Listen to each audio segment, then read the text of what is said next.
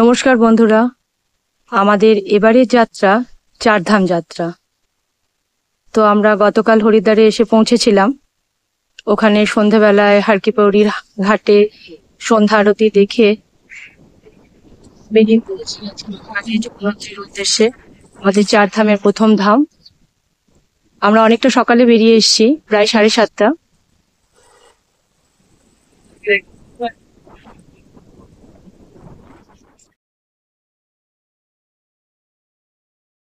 আমরা রেডি হয়ে গেছি, এখন ভোর 4টে।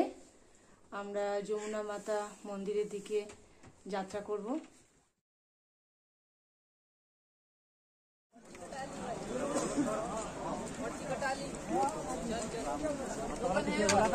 এখনো পর্যন্ত 8 ঘন্টা হেঁটে আমরা এলাম।